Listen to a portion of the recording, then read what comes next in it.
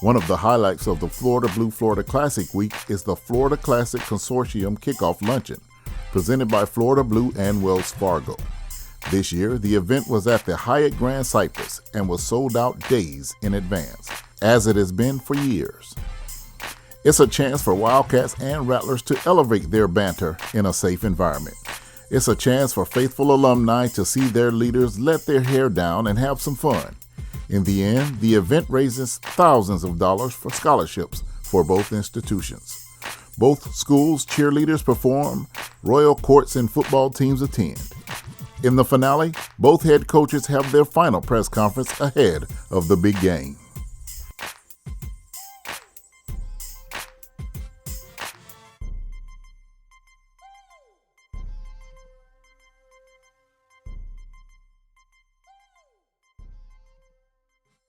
Yes, I am the host of this luncheon, but I also have deep ties and roots to this occasion. I am an alum of the great Bethune-Cookman University. We're proud to have you here within our community, and it is my honor as the Orange County Mayor to welcome you here on behalf of the 1.5 million people who call Orange County home. We're looking forward to a great game. Don't know who's going to win, but we do want you to play hard. I'll see you at the game tomorrow. Thank you all. God bless. I should probably use a line from Dr. Robinson last night. It makes me want to sign my own autograph. Well, I want to welcome everybody from the athletic department of Bethune-Cookman to the Florida Blue Florida Classic Kickoff Luncheon. It is a great day. It is so nice to see everybody here. I want to say, do we have any Wildcats in the house tonight? And we can do a little bit better than that. Do we have Wildcats in the house tonight? Hail Wildcats! Hail Wildcats! Hail Rattlers! No. I'm always, Dr. Robinson started something last night. I was trying to be cool. But I did. I want to welcome our friends from Florida A&M Junior College. No, but they're the best. They're the best junior college for the last 5 years. Everybody comes to the Classic because they obviously want to see a great football game, but they come for the band. They come to see Bethune-Cookman Marching Wildcats perform. That's really the only band they come to see, really. If you guys need, by any chance, if you need a trumpet or two, if you need a drum or two, we got your back. We'll help you out. Now, I do have to note, I have something a lot of you don't have. It's a hard copy of the continuity for today. And in looking at it, I immediately saw someone snuck 7 minutes for some guy named Larry Robinson, and then they gave me 5 minutes. So that ain't gonna happen. But I guess you would need more time because the snake has to slither slowly where a wildcat can move fast. Okay. The other thing is I can get on a bicycle in Daytona and ride about 5-10 minutes, and I'm at the world's most famous beach. Dr. Robinson, this is what beach sand looks like. This is what beach water looks like. And also, our students can go play beach volleyball. They can have beach parties. They can go swimming. They can go surfing. They can go sailing. And yours can go chase rattlesnakes and put them in a cage. Back here another year and having to lift the microphone up because the Hey, President Barry. You left your pickup here. Or it might be Reggie's. I don't know. I couldn't even get a hair appointment down here because President Barry and Reggie had the hair salons booked up. You know, Reggie, you really took advantage of this being my rookie year. Let me tell you what A.D. Theus told me. He said, Tiffany, you know, I don't want to go back and forth with this banter. We should really leave that to the president. We're going to keep it classy. And I said, yep, I'm going to keep it classy.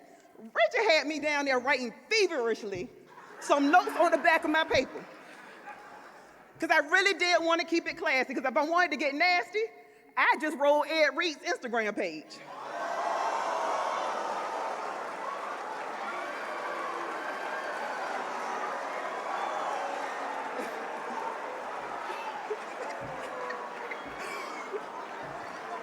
A.D. Theus, you really got up here. I'm telling you, I just wrote this down, y'all. I just wrote this down. You really got up here and suggested that our band needed to borrow some instruments, and y'all were down there sharing football helmets?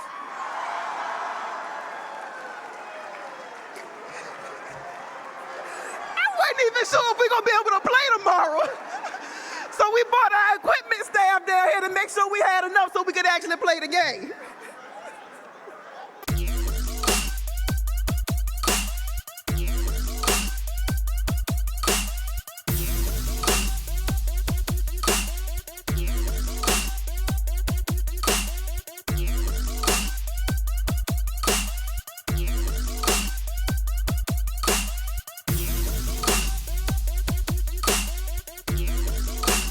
But we all know who the champ is. Where's my belt? Come on up here, man.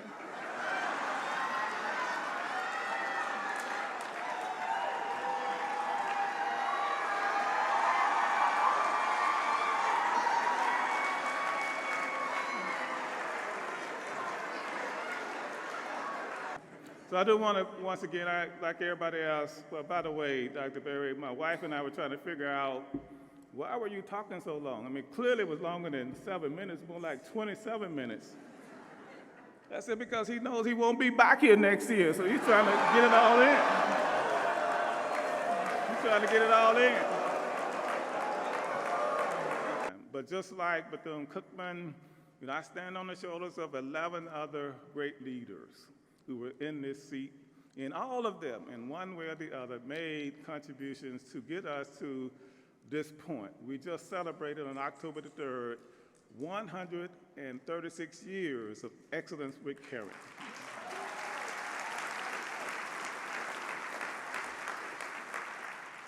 But we're just getting started, y'all. I mean, we got a long way to go. We got a lot of good things to do, and we're gonna work collaboratively with Bethune-Cookman and anybody else who wants to improve themselves by associating with the Rattlers. You know, I have enjoyed every one of those terms as interim president. All of them were different circumstances. But when this board selected me to be the, quote, permanent president, I do say that in quotes, Judge Perry, because I know there's no such thing as a permanent president in higher education, but people use that term too loosely. But when they selected me to be president of FAMU, I was so overwhelmed, I just didn't know what to do. So I tried to call Bethune-Cookman and ask them, did they have any pointers, right? What can y'all tell me about being the president of one of America's finest institutions? And they hung up the phone. We started out in preseason. I was able to go over. Thank you to Coach Theus, was very courteous to us. We were able to follow you with your first scrimmage over at the Municipal Stadium for the fall, and Coach Woody let me mic him up, and what I was hearing in my ears, I won't repeat. But he was getting his team ready. Coach, just talk about how the team has progressed from that first scrimmage to now. Well, you know, I'm really proud of the guys. I mean, obviously these guys have improved tremendously on their technique fundamentals and really just buying into what we were all about coming in, you know, with the new staff. And those guys have grown tremendously, and obviously they're starting to learn and how to finish. Okay. Coach Simmons, you came into this season with a target on your back. You were predicted to unseat Jackson State, and you were able to go out and do that the first game, and a very close contest with South Florida, but the team has been rolling ever since. Just talk about playing every week with the pressure of being the favorite. Well, we worked extremely hard to get ourselves to this place. We started this journey back in 2018, and these guys have bought into everything that we've done. We have 4 guys from that team who remember what it was like when we first got here. And through years of hard work, through recruitment by us, coaching staff and support staff, we've been able to put together a team that truly understands the essence of Florida A&M and what it means to be a Rattler. I'm just proud to be the leader of this great group of guys, and look forward to taking the field with them tomorrow.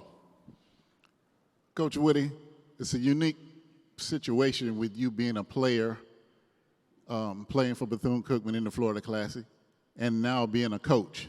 Have you thought about much of what it's going to be like? You got the season and then you got the Florida Classic. It's just a little different. Have you thought about what it's going to feel like when you step on Camping World Stadium tomorrow? Not really. I think last time I stepped on there, I think I had about 4 sacks. So I don't know. I may get excited and want to put on a helmet, but it's about the players, and I'm sure we'll get in the moment when that time comes. Coach Simmons, you do have a unique challenge this year. As you've stated, theoretically, this game has no bearing in the postseason. But you told me when I went to your first scrimmage this year that we have alumni that would rather go 0-10 and win the Classic than 10-0 and lose the Classic. Yeah, I'm sure Coach Woody knows, being the head coach now, but that's the first thing you're going to hear when you become the head coach of these 2 institutions. So they don't talk about championships. They don't talk about graduating players. That you better win the Classic. And so, Coach Wood and I have had our talks, and we actually had a long conversation yesterday on the drive down. But just what this game means to so many people, it's just an amazing event. We talk about being the best black college football game out there. It's just such an honor to be a part of it, and I'm thankful to everyone who makes it happen, to the sponsors, to the thousands of fans that will be here tomorrow, to the vendors, to everybody that makes this experience the best. And if you're not in Florida, if you're not in Orlando tomorrow at 3:30, you're probably crazy. Coach Woody, you want to respond to that, Coach? You seem like you everything he said was true. I mean, if you're in the state of Florida, you're either going to BCU or FAMU. I said FAMU. All right.